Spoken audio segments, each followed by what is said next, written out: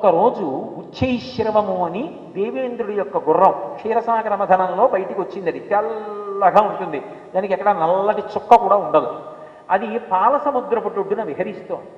ఈ అక్క చెల్లెళ్ళిద్దరూ ఒకరోజు సాయంకాలం బయలుదేరి అలా బయటికి వచ్చారు వ్యాహ్యానికి.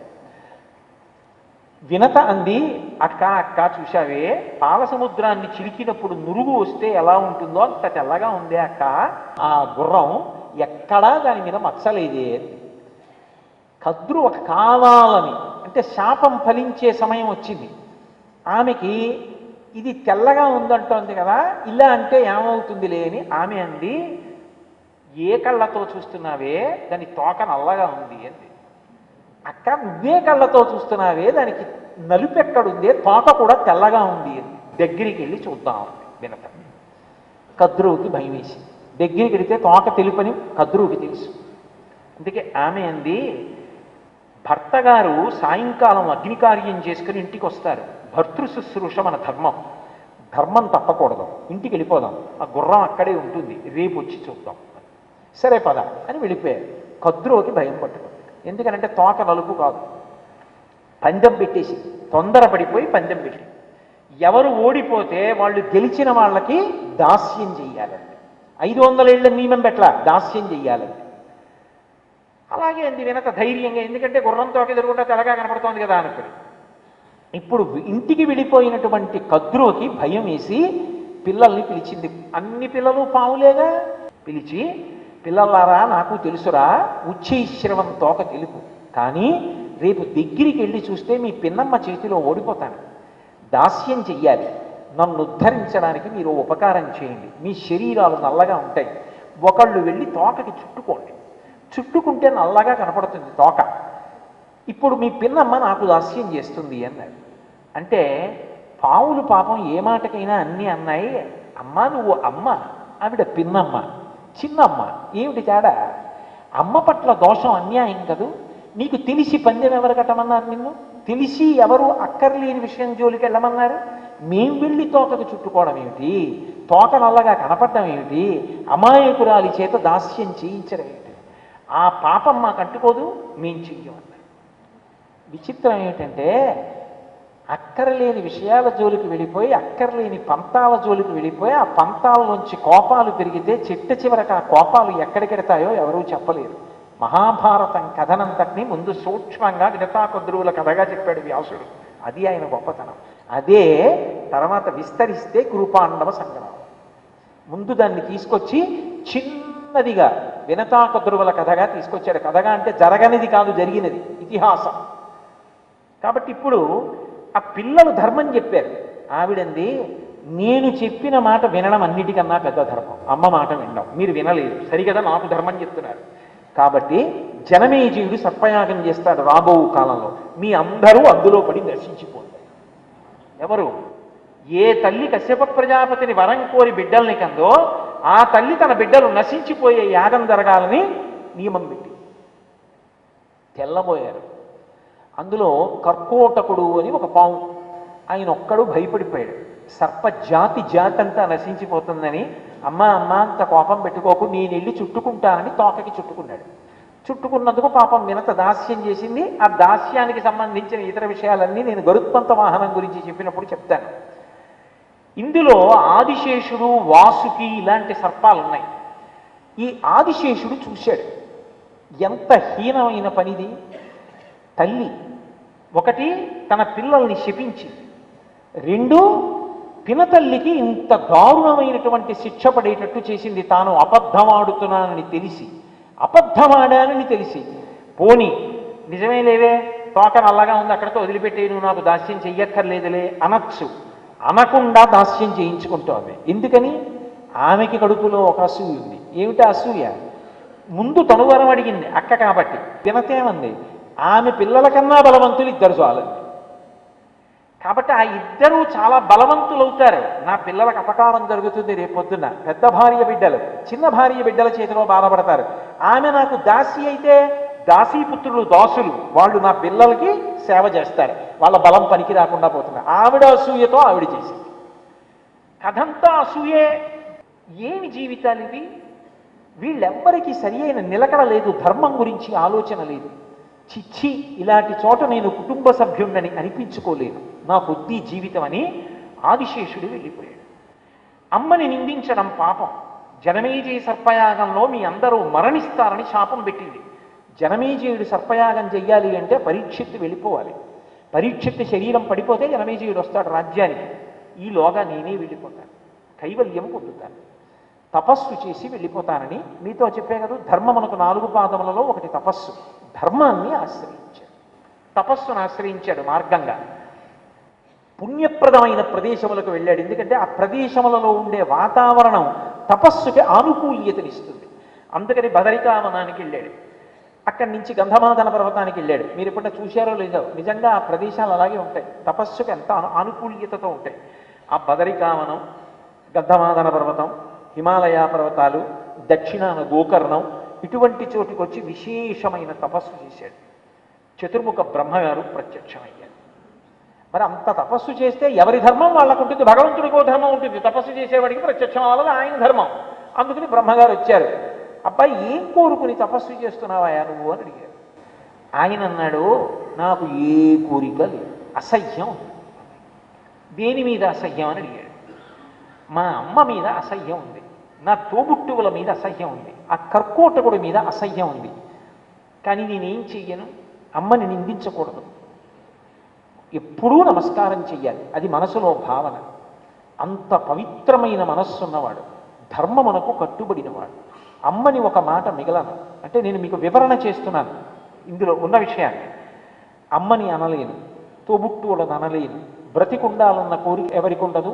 అందుకని వాళ్ళు ధర్మం తప్పారు, పినతల్లి చేత దాస్యించి ఇస్తున్నారు. నాకు అలా అందులో నేను ఒకడను అనిపించుకోవాలి. ఎందుకంటే మరి ఆ సంతానంలో ఆదిశేషుడు కూడా ఒకడంటారు కదా. నాకు అలా అనిపించుకోవడం ఇష్టం లేదు. ఇలా తపస్సు చెయ్యగా చెయ్యగా చెయ్యగా చెయ్యగా నా శరీరము శిథిలమైపోతుంది, శిథిలమైపోయి శరీరం పడిపోతుంది. పడిపోయిన తర్వాత నేను బ్రహ్మమునందు ఐక్యమైపోతాను. నాకు ఏ కోరిక లేదు, నాకేమీ పొందాలని లేదు, నాకు దేని యందు ఉత్సాహం లేదు, నాకు ఇది అనుభవించాలనేటటువంటి తాపత్రయం లేదు. బ్రహ్మగారు నవ్వాడు. నవ్వి ఆయన ఒక మాట అన్నాడు, అబ్బాయి, ఇది నిన్ను చూస్తూ ఉంటే నాకు ఒక విషయం ఇప్పుడు బాగా అర్థం అవుతోంది. ఇది ఎవరన్నమాట? చతుర్ముఖ బ్రహ్మగారు అన్నమాట, సృష్టించిన వాడు అంటున్నమాట. సాధన చేత శేషుడు పెరిగిన స్థాయిని చెప్పాడు. చెప్పన్నాడు, నిత్య సత్య ధర్మ రతుండవీయు, అఖిలంబును తాల్పనోపు నట్టి ధైర్యయుతుడవీయు. ఇది చిన్న విషయంబు కాదు, ఈ మహీభారంబు నీవు తాల్పవలయు నిష్ఠతోడా అన్నాడు. నీవు నాయన నిత్య సత్య ధర్మ రతుండవీయు, నీ మనసు ఎప్పుడు ఆనందాన్ని పొందుతుంటుంది. దేనిలో? ఎప్పుడు నీకు సత్యము ధర్మము ఈ రెండే కావాలి. మీరు బాగా పట్టుకోవాలి, దేనికి వాహనం అయ్యాడో తెలుసుకోవాలి. ఈ గుణములు ఉంటే వాహనం అవుతాడు, అది దాని అర్థం. నిత్య సత్య ధర్మ రతుండవీయు, నువ్వు ఎప్పుడు సత్యము గురించి ధర్మము గురించి ఆలోచిస్తూ ఉంటావు. ధర్మము కదలిక, సత్యము ఆగడం. కదిలి కదిలి కదిలి కదిలి ధర్మం ఏమవుతుందంటే సత్యమునందు నిలబడిపోతుంది. ధర్మాన్ని పట్టుకున్నవాడు సత్యాన్ని చేరుకుంటాడు. కాబట్టి నిత్య సత్య ధర్మ రతుండవీయు, అఖిలంబును దాల్పనోపనట్టి ధైర్యయుతుడవీయు. నీవు ఎంత ఓర్పంటే నీకు ఇన్ని తెలుసున్నా ఎక్కడ ఎవ్వరి గురించి ఒక్క మాట తప్పు మాట అనలేదు. అసలు లోకంలో ఇది పెద్ద సందేశం. పరమశివుడు తప్పు చేసిన చంద్రుడిని నెత్తి మీద పెట్టుకున్నాడు, హాలాహలాన్ని కంఠంలో పెట్టుకున్నాడు తప్ప పైకి వదలలేదు. నీకు ఏదైనా విషయం తెలిసినా ఇక్కడే పెట్టుకో తప్ప పైకి మాట్లాడవద్దు, వాళ్ళు లేనప్పుడు మాట్లాడవద్దు. నీకు ఏదైనా ఇబ్బంది కలిగితే వారి ముఖం మీదను చాలా ఉత్తమమైన పద్ధతి తప్ప చాటున అనవద్దు. కాబట్టి ఎంత ఉత్తముడవయ్యా, నీకు ఎంత ఓర్పు అయ్యా. నిజంగా నీ ఓర్పు చూస్తే నాకు ఒక విషయం అర్థమవుతోంది. అఖిలంబును తాల్పనోపనట్టి ధైర్యయుతుడవీయు, సమస్తాన్ని భరించగలిగినటువంటి ఓర్పు నీకొక్కడికే ఉంది, ఇతరులకు లేదు. అసలు నిజంగా చెప్పాలి అంటే ఆ ఓర్పు నందే ఈ సమస్త జగత్తు నిలబడింది. రామాయణంలో కుశనాభుడు కూతుళ్లతో మాట్లాడుతూ ఒక మాట అంటాడు, క్షమాదానం, క్షమాధర్మం, క్షమా సత్యం హి పుత్రికా, క్షమా యశ, క్షమాధర్మం, క్షమయావిష్టితం జగత్. అసలు ఓర్పే ధర్మం, ఓర్పే సత్యం, ఓర్పే దానం, ఓర్పే యజ్ఞం. ఓర్పు లేనివాడు ఏదైనా చేసేస్తాడు. అందుకే అంత ఓర్పు ఉన్నవాడివి కాబట్టి నీ వలన లోకమునకు ఒక మహోపకారం జరగాలి. మీ అమ్మ ఒక మాట అంది, జనమేజయ సర్పయాగంలో తన పిల్లలందరూ నశిస్తారని శాపం ఇచ్చింది. కానీ నాది పై స్థాయి, నేను సృష్టికర్తని, నీకు ఏమీ అవదు, నిన్ను ఎవ్వరూ చెనకలేరు, నువ్వు సర్పయాగంలో నశించవు. నీ వంటి వాడి వలన ఇన్ని గుణములు ఉన్నవాడివి కాబట్టి నీ వలన లోకమునకు ఒక మహోపకారం జరగాలి. నువ్వు ఈ మహీభారంబు తాల్పవలయు నీవు నిష్ఠతోడా. నిష్ఠ అన్న మాటకు అర్థం, పడగలు కదిపాడనుకోండి భూమి కంపిస్తుంది. అందుకని పడగల మీద భూమిని ఎప్పుడు నువ్వు భరిస్తూ ఉండాలి. అందుకని నువ్వు ఈ భూమిని అంతటిని భరించు, ఇది నీకు నేను ఇస్తున్నటువంటి గొప్ప అనుగ్రహం అంటాడు. అంటే ఆదిశేషుడు వెంటనే బయలుదేరి ఈ భూమిని భరించడం మొదలుపెట్టాడు. ఆనాటి నుంచి ఈనాటికి ఏనాటికి ఆదిశేషుడు భూమిని భరిస్తూ ఉంటాడు. అలా భరిస్తాడా? పాము పడగల మీద ఉంటాయా? నీకు తెలియనివి, నువ్వు చూడనివి, నువ్వు చూసినట్టు ఖండించి మాట్లాడకు. రామాయణం చదువు తెలుసు కాబట్టి ఆయన పడగల మీద మోస్తూ ఉంటాడు. మూలతత్వం అనంత స్థానము హిమాలయ పర్వతాల్లో నల్లటి బట్టలు కట్టుకుని ఆయన తిరుగుతూ ఉంటాడు అని చెప్పి ఆయన గురించి రామాయణంలో వాల్మీకి మహర్షి పేర్కొన్నాడు. అనంత దర్శనం అవుతుంది, ఆయన ప్రత్యేకంగా ఫలానా స్థానంలో మూలశక్తి అక్కడ ఉంటుంది అని చెప్పి అటువంటి వాడై ఆదిశేషుడు అని పిలవబడ్డాడు. అన్ని గొప్ప గుణములు కలిగినటువంటి వాడు. ఇప్పుడు ఇన్ని గుణములు కలిగిన వాడు కాబట్టే తల్లి ఇచ్చిన శాపం నుంచి విముక్తి పొందాడు. విముక్తి పొంది తాను భూభారాన్ని వహిస్తున్నాడు. ఆదిశేషుడు భూమిని భరిస్తూ ఉంటాడు. అలా భరిస్తాడా? పాము పడగల మీద ఉంటాయా? నీకు తెలియనివి, నువ్వు చూడనివి, నువ్వు చూసినట్టు ఖండించి మాట్లాడకు. రామాయణం చదువు తెలుసు కాబట్టి ఆయన పడగల మీద మోస్తూ ఉంటాడు. మూలతత్వం అనంత స్థానము హిమాలయ పర్వతాల్లో నల్లటి బట్టలు కట్టుకుని ఆయన తిరుగుతూ ఉంటాడు అని చెప్పి ఆయన గురించి రామాయణంలో వాల్మీకి మహర్షి పేర్కొన్నారు. అనంత దర్శనం అవుతుంది, ఆయన ప్రత్యేకంగా ఫలానా స్థానంలో మూలశక్తి అక్కడ ఉంటుంది అని చెప్పి అటువంటి వాడై ఆదిశేషుడు అని పిలవబడ్డాడు. అన్ని గొప్ప గుణములు కలిగినటువంటి వాడు. ఇప్పుడు ఇన్ని గుణములు కలిగిన వాడు కాబట్టే తల్లి ఇచ్చిన శాపం నుంచి విముక్తి పొందాడు. విముక్తి పొంది తాను భూభారాన్ని వహిస్తున్నాడు.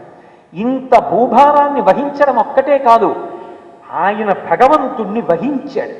ఎవడు సత్యాన్ని లోపల పట్టుకున్నాడో, ధర్మాన్ని పట్టుకున్నాడో వాడు భగవంతుణ్ణే పట్టుకున్నాడు. కాబట్టి ఇప్పుడు భగవంతుణ్ణే పట్టుకున్నాడు కాబట్టి భగవంతుడికి వాహనం అయ్యాడు. అది దాని అర్థం. పైకి పాము, లోపల పరమ సౌందర్యం. నువ్వు పైకి అద్భుతంగా కనపడి పెద్ద అంచు పంచకట్టి ఎంతో చక్కగా అలంకారం చేసుకుని కనపడినా లోపల విషం ఉంటే పరమేశ్వరుడికి తెలుసు నిన్నెక్కడుంచాలో. పైకి నువ్వు ఎలా ఉన్నా లోపల అమృతం ఉన్నప్పుడు అది పాము అయినా తెచ్చి నెత్తి మీద పెట్టుకోవడం, కంఠంలో వేసుకోవడం భగవంతుడికి తెలుసు. అది పైకి పాము శరీరం, కానీ దాని గుణములు సర్వోత్కృష్టములు. అందుకే నాకేం వద్దు, నేను వదిలిపెట్టేస్తాను అన్నీ అన్నవాణ్ణి కాదు. నువ్వు భూభారం వహించమని ఆ గుణముల చేత భగవంతుణ్ణి లోపల వహిస్తున్నాడు. పై శరీరం కాదు గొప్ప, లోపల గుణములు గొప్ప. నువ్వు ఎవడివి అన్నది నాకు అనవసరం, నువ్వు ఏమిటి అన్నది అవసరం. నీ గుణములు ఎటువంటివి అన్నదాన్ని బట్టి నిన్ను స్తుతించవలసి ఉంటుంది, కీర్తించవలసి ఉంటుంది, గౌరవించవలసి ఉంటుంది. దాని చేత భగవంతుని యొక్క అనుగ్రహమునకు పాత్రుడవుతాడు. అందుకే ఆంతర సందేశం ఏమిటి అంటే శేషుడు వాహనమయ్యాడు, ఆదిశేషుడు వాహనమయ్యాడు అన్న మాటకు అర్థం ఆయన వహిస్తున్నాడు. వహిస్తున్నాడు అంటే భరిస్తున్నాడు. ఎలా భరిస్తున్నాడు అంటే నిరంతరము గుణముల వలన భగవంతుణ్ణే లోపల పెట్టుకున్నాడు. అదేం చిన్న విగ్రహం కాదు లోపల పెట్టుకోవడానికి. సత్యధర్మములను పట్టుకొనుట ఏ భగవంతుని పట్టుకొనుట. నేను అందుకే మీతో నా ఉపన్యాస ప్రారంభంలో ఒక మాట చెప్పా, సమస్త వాంగ్మయము, సమస్త క్రతువులు, సమస్త ఆరాధనల యొక్క చరమ సందేశం ధర్మమే. కాబట్టి ఇప్పుడు అందుకని మొట్టమొదటనే ఒక మాట అన్నాడు బ్రహ్మగారు, నీవు నిత్య సత్య ధర్మ రతుండవీవు అన్నాడు. నీకు నిత్యము సత్యము ధర్మము కావాలి, వాటిలో రమిస్తావు. కాబట్టి నీవు భూమి భారాన్ని వహించు అన్నాడు. ఇప్పుడు భగవంతుడికి వాహనమయ్యాడు. వాహనం అవడం కాదు, ఆయన గుణముల చేత భగవంతుడు ఆయన ఏం చేశాడో తెలుసా? ఒకానొక సందర్భంలో ఇద్దరి మధ్య ఒక గొప్ప బంధుత్వం కలిసి అన్నగారు అయ్యాడు. ఎప్పుడు? తమ్ముడిగా వచ్చి. త్రేతాయుగంలో తమ్ముడిగా వచ్చాడు. ఆదిశేషుడే లక్ష్మణస్వామిగా వచ్చాడు. ఆయన ఎప్పుడు లోపల భగవంతుడి గురించి చింతన చేస్తూ ఉంటాడు. ఆ చింతన చేయడంలో ఆర్ద్రత ఉంటుంది. ఆర్ద్రత అంటే తడి. తడి అంటే కరిగిపోయే లక్షణం. అమ్మో రాముడిగా వెళుతున్నాడే, రావణ సంహారం చేయాలి, 16 గుణములు ఉన్నవాడిగా వెళ్ళిపోతున్నాడే భూమి మీదకి, ఎంత నొచ్చుకుంటాడో, ఎన్ని కష్టాలు పడాలో, ఆ రామరావణ సంగ్రామంలో నరుడిగా నిలబడ్డంలో ఎన్ని బాధలు పడవలసి ఉంటుందో. అమ్మో స్వామి ఒక్కడు వెళ్ళడమే, నేను ఆయన వెనకాల పెడతాను, ఆయన్ని కాపాడుకుంటాను, ఆయన్ని రక్షించుకుంటాను. అది ప్రేమ. ప్రేమకి హద్దు తెలియదు. ప్రేమకున్న లక్షణం ఏమిటంటే కరిగిపోయే స్వభావం ఉన్నది. కాబట్టి నేను కాపాడగలనా అన్న భావన ఉండదు, నేను కాపాడుకుంటానంటాడు అంతే. అందుకే నిజానికి కృష్ణుడు పరిపూర్ణావతారం. కానీ పూతనా సంహారం జరిగినప్పుడు ఆవిడ గుండెల మీద పడి పిల్లవాళ్ళ ఏమీ తెలియని వాళ్ళ ఆయన ఆడుకుంటుంటే ఆ యశోద వచ్చి పిల్లాడిని ఎత్తుకుని, అయ్యో పిల్లవాడా, నేలంగూలిన మేటి పెన్నురమపై నిర్భీతి క్రీడించు ఓ బాలారమ్మని మోపు చేర్చుకొని సంస్పర్శించి యారార్తుతం గోళాంగూలము తిప్పి గోరదములం చల్లించి గోమూత్రముం చల్లి తద్బాలాంగంబుల గోమయంబలదిరా 12 రామంబుల అంటారు పోతన గారు. ఆ చిన్ని కృష్ణుడిని తీసుకెళ్లి ఆవు వెనకాతలు నించోబెట్టి తోక తిప్పి పేడ తీసి ఒళ్ళంతా పెట్టి, నీ శిరస్సు గోవిందుడు రక్షించుగాక, నీ భుజములను కేశవుడు రక్షించుగాక, నీ నాభిని ఏదో హృషికేశుడు రక్షించుగాక. ఎవరు? వాళ్ళందరూ కృష్ణుడే. వాళ్ళకి తెలియకపోవచ్చు, కానీ ప్రేమకున్న లక్షణం ఏమిటంటే అందరినీ రక్షించేవాడిని రక్షించుకోవాలనుకుంటుంది, కాపాడుకోవాలనుకుంటుంది. ఆ ప్రేమకున్న లక్షణం అది. అది శేషుడు యొక్క హృదయం. బెంగ పెట్టుకున్నాడు. నరుడిగా విడుతున్నాడే, కోన్వస్మిన్ సంప్రదంలోకే గుణవాంకశ్చ వీర్యవాన్ ధర్మజ్ఞశ్చ కృతజ్ఞశ్చ సత్యవాక్యో దృఢవ్రతః చారిత్రేణ చ కోయుక్తః సర్వభూతేషు కోహితః విద్వాంకః కస్సమర్థశ్చ కశ్చైక ప్రియదర్శనః ఆత్మవాంకో జితక్రోధో జితిమాన్కో ననసూయకః కస్య బిభ్యతి దేవాశ్చ జాత రోషస్య సంయుగే. నరుడు 16 గుణములు కలిగిన వాడిగా వెళ్ళాడు. అందుకే అమ్మ కడుపులో గర్భవాసం చేసి వెళ్ళాడు. ఇంత కష్టపడబోతున్నాడే, నేను కూడా వెనకాతలు వెడితే కొంత కష్టాన్ని నేను భరించచ్చేమో అని తమ్ముడిగా వెళ్ళాడు లక్ష్మణస్వామిగా వెళ్ళి. అందుకే అన్నయ్యను వదలడు. ఆ యుగంలో ఆ అవతారంలో గొప్పతనం ఏమిటంటే నచతేన వినా నిద్రా లభతే పురుషోత్తమా మృష్ణమన్న ముపానీతా మశ్నాతి నచితం వినా అన్నారు మహర్షి బాలకాండలో. ఆ లక్ష్మణస్వామి పక్కన లేడనుకోండి రాముడికి నిద్ర పట్టదు, లక్ష్మణస్వామి పక్కన లేడనుకోండి రాముడికి అన్నం సహించదు. ఇద్దరి ప్రేమ అటువంటిది. భక్తుడి ప్రేమని గ్రహించిన భగవంతుడు కూడా అంత ప్రేమని పొంది ఆర్ద్రత పొందుతాడు. అందుకే లక్ష్మణుడు అంతే అంత ప్రీతి. ఆ లక్ష్మణుడు రాముడి సేవ చేయి అంటే కుదరదు, రాముడు కనపడుతుండాలి, ఎప్పుడు రాముడిని రక్షించుకోవాలందుకని పక్కనే ఉంటాడు. అందుకే ఒకప్పుడు అరణ్యవాసం చేస్తుంటే పిలిచాడు లక్ష్మణస్వామి. పిలిచి అన్నాడు, లక్ష్మణ లక్ష్మణ, ఇంటి దగ్గర కౌసల్యని సుమిత్రని ఆ భరతుడు తిరిగి వచ్చి ఇబ్బంది పెడతాడేమో, ఎందుకైనా మంచిది నువ్వు వెళ్ళిపో అన్నాడు. మిష పెట్టాడంతే. నిజానికి భరతుడు అటువంటి పనులు చెయ్యడని రాముడికి తెలియదా? వెంటనే లక్ష్మణస్వామి అన్నాడు, అన్నయ్య నచ సీతా త్వయాహీనా నచాహమపి రాఘవ, నువ్వు ఈ మాట సీతమ్మకి చెప్పచ్చుగా అన్నయ్య, ఆమె కూడా ఇంటికి పెద్ద కోడలుగా, ఇంటికి వెళ్ళి చూడవే, కౌసల్యకి ఇబ్బంది వస్తుందో సుమిత్రకి ఇబ్బంది వస్తుందో, నువ్వు ఉంటే ఇలాంటివి జరగవు, నీ గురించి భయపడతారు కదా, నువ్వు ఉన్నావని, అందుకు నువ్వు వెళ్ళిపో అని చెప్పచ్చుగా. కానీ నువ్వు చెప్పవన్నయ్యా వదినికి. ఎందుకు చెప్పవో తెలుసా? నచ సీతా త్వయాహీనా నచాహమపి రాఘవ ముహూర్తమపి జీవావో జలన్మచ్చా విమాతృతో అన్నాడు. అన్నయ్య సీతమ్మ నిన్ను విడిచిపెట్టి ఉండలేదని నీకు తెలుసు కనుక నువ్వు వెళ్ళమన్నావు, నన్ను వెళ్ళమంటున్నావు. ఎందుకని? నిన్ను విడిచిపెట్టి వెళ్ళి ఉండి నేను బ్రతకగలదని నువ్వు అనుకుంటున్నావు. కానీ అన్నయ్య నేను వెళ్ళిపోవలసిన పరిస్థితి వస్తే, నేను వెళ్ళిపోతూ తల వెనక్కి తిరిగి చూస్తూ వెళ్తున్నప్పుడు నువ్వు నాకు ఎంతసేపు కనపడతావో అంతసేపు మాత్రమే ప్రాణములతో ఉండి, ఇక నువ్వు కనపడడం ఆగిపోగానే నేను ప్రాణములు వదిలిపెట్టేస్తాను. ఎలా ఉంటుందో తెలుసా అన్నయ్య?